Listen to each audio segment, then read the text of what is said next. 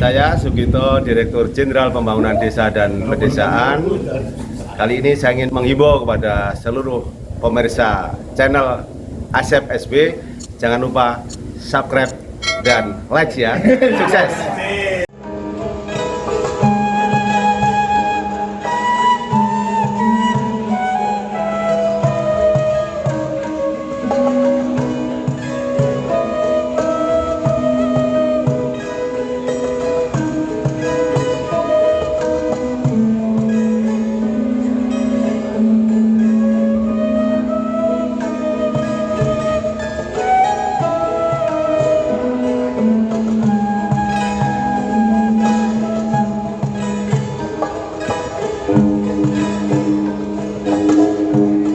Kembang sole umandang suara tulang tuli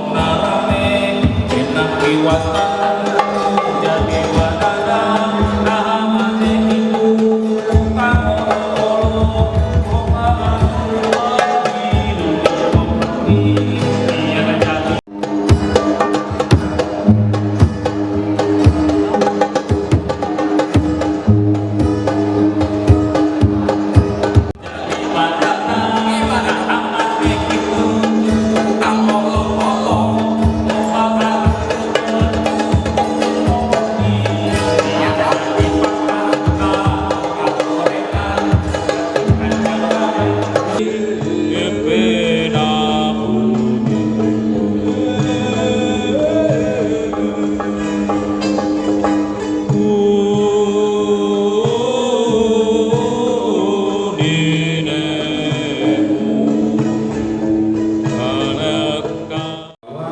konferensi kepala desa New Rural Agenda ini akan nanti kita akan ada diskusi di sini terkait kepala desa di sini yang akan kita serahkan lagi untuk apresiasi untuk nanti diserahkan lagi ke konferensi yang di pusat ke Jerman ya Teh ya. Iya, terus juga di sini ada nanti kick-off Kongres Kepala Desa 2022. Kebudayaan. Jadi nanti kita di sini kita diskusi tentang kebudayaan desa. Pada Bapak Tinggi kami persilakan. Dari berbagai concernnya, dari berbagai bidangnya, ada yang dari desa wisata, ada yang dari desa tematik kreatif, ada yang dari desa membangun. Terima kasih. Bapak Ibu semua adalah penjaga panglima terdepan dalam menjaga martabat dan kehormatan desa.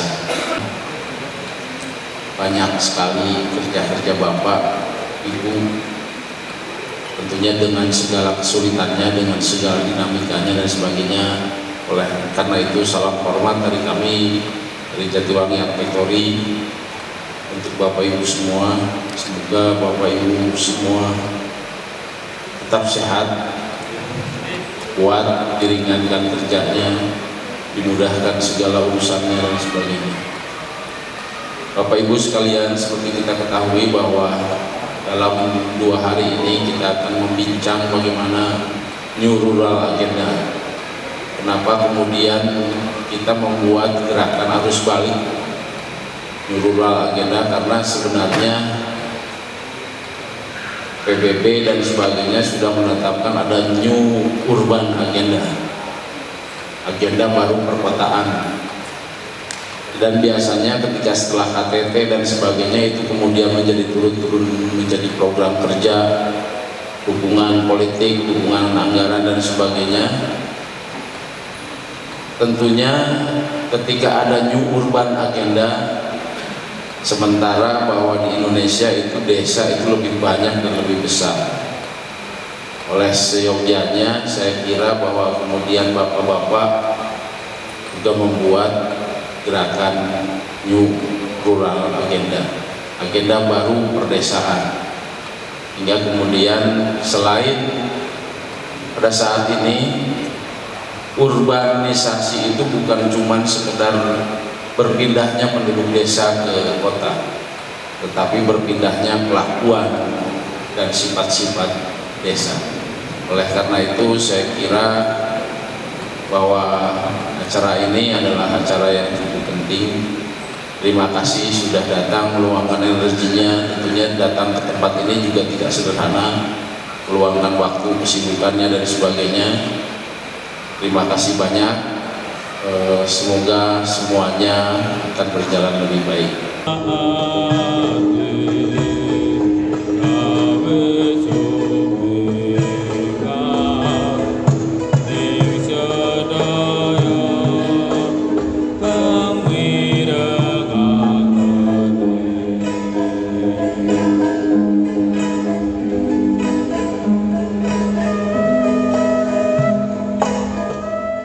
Tanah-tanah ini juga akan dibawa ke Jerman untuk disatukan sama tanah-tanah desa di seluruh dunia.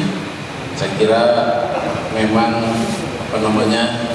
bahwa kemudian seharusnya lah bahwa dunia harus lebih memperhatikan desa. Dunia harus lebih memperhatikan desa. Pengumpulan tanah ini dari berbagai kepala desa yang ada di Majalengka, bahkan dari luar Majalengka. Nah, tanah tersebut juga menjadi nanti akan dibuat untuk peta tanah yang terdiri dari 100 lahan, dan tanah-tanah ini menjadi titik awal berbagai kebijakan mengenai pengelolaan tanah mereka.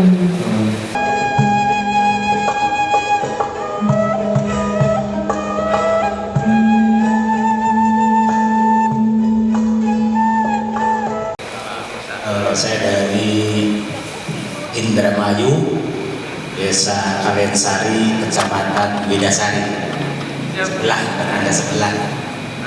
Kebetulan saya kepala desa Kalensarinya.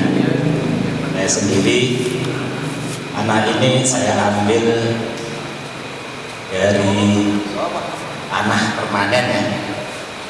Dari tanah permanen, di sana tanah permanen itu adalah tanah yang tidak boleh dijual,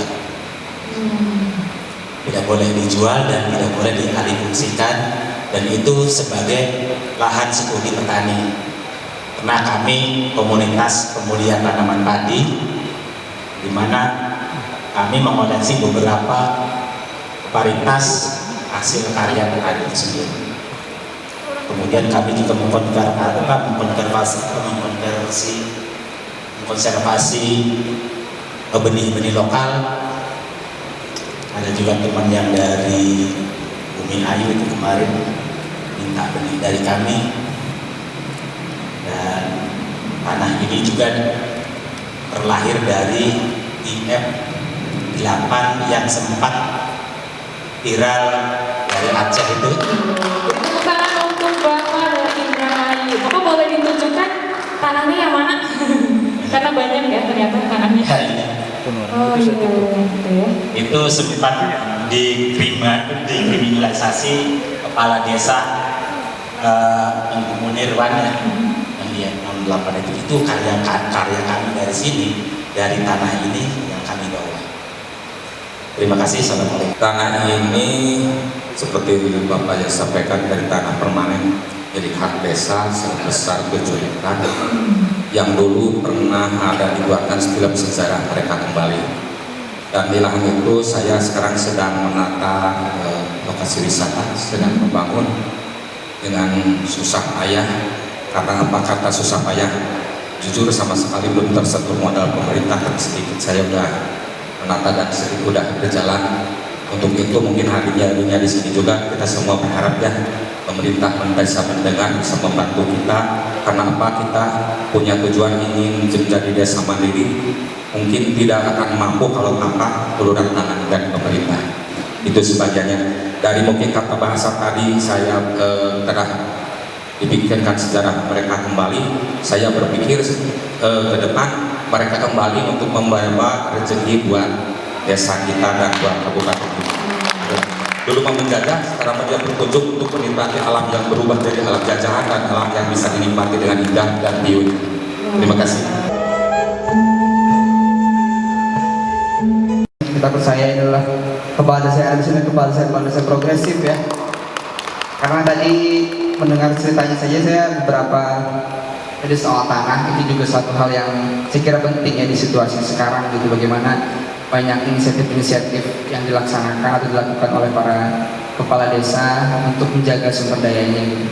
Bahwa kami mengundang Bapak Ibu sekalian, terutama para kepala desa ini ke Jatiwangi itu dalam rangka melakukan konferensi menuju ke satu konferensi tingkat tinggi yang akan coba kami inisiasi bersama, namanya New Rural Agenda. Tadi Pak Tinggi sebetulnya sudah menjelaskan sedikit gitu ya latar belakangnya.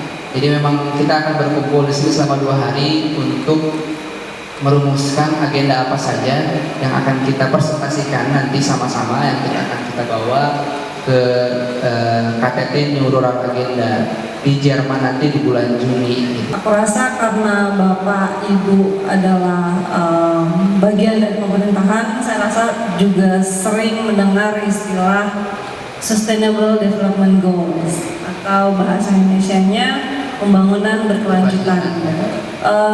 Pembangunan berkelanjutan ini menjadi satu rekomendasi bagi pembangunan di seluruh dunia saat ini. Salah satu implementasi dari pembangunan berkelanjutan itu adalah New Urban Agenda yang tadi Pak Ginggi sempat katakan gitu. New Urban Agenda itu dibuat oleh UN Habitat atau salah satu departemen di PBB yang memang fokus berbicara soal tempat tinggal, pembangunan tempat tinggal dan segala macam. Itu kenapa dia kemudian membuat New Urban Agenda, karena bagi mereka persoalan ruang tinggal yang berkelanjutan di wilayah urban itu adalah sesuatu yang perlu diperbincangkan secara urgent. Urgensinya memang ada di situ, betul. New Urban Agenda itu sendiri perspektifnya adalah melihat pembangunan urban, pembangunan perkotaan di dalam relasi dengan desa. Jadi kalau di berpuluh-puluh tahun yang lalu gitu, pembangunan kota dan pembangunan desa itu nggak bareng. Itulah kenapa salah satu dari dampaknya kita misalnya zaman Orde Baru gitu ya, kota begitu tumbuh berkembang pesat, desa tertinggal. Nah sekarang New Urban Agenda itu perspektifnya sudah tidak begitu. Jadi salah satu tagline mereka adalah no one left behind. Jadi kalau bisa nggak ada yang ketinggalan nih. Jadi kalau kota maju, desa juga dibayangkan harus maju. Dengan agenda pedesaan kita nggak bisa untuk tidak melibatkan nilai-nilai yang secara intrinsik memang ada di desa dan terus kita perbaharui. Karena itu yang selama ini menjadi kami rasa menjadi pegangan dari banyak sekali aktor pembangunan di desa yang memang selama ini fokus memajukan desa, mengolah sumber daya dan segala macam. Itu pegangannya itu, nilai-nilai itu. Tapi kalau itu ditinggal, mungkin secara visual kita maju gitu, tapi tentu saja kita menghadapi banyak sekali kerentanan sebagai masyarakat, gitu kan. Untuk itu kami pikir perlu sekali membuat satu agenda, satu konferensi yang memang berangkatnya dari kita yang memang bergerak di akar rumput selama ini, yang memang menggunakan atau selama ini mengusahakan mengolah sumber daya dan perspektif lokal untuk ambil bagian dalam agenda lintas wilayah agenda dunia bahkan.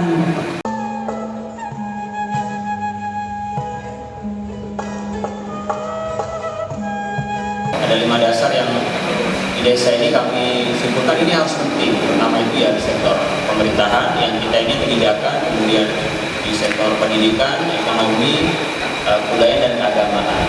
Keagamaan menjadi sangat penting karena kami di Bangkalan mayoritas masyarakatnya adalah masyarakat agamis ya. Artinya yang ingin saya sampaikan hari ini di forum ini di Respon Mas Ano, kami sudah melakukan human capital investment lah di desa kami, di Bangkalan. Bagaimana desa ini membangun bangsa ini bukan hanya dengan kebijakan, tapi juga dengan pendekatan budaya, pendekatan value yang lain, yang sekiranya masyarakat kita ini yang masyarakat awam, hari ini awam, tapi 2 tahun 3 tahun ke depan secara tidak langsung akan ikut serta menjadi masyarakat yang juga akan naik secara sumber daya manusia.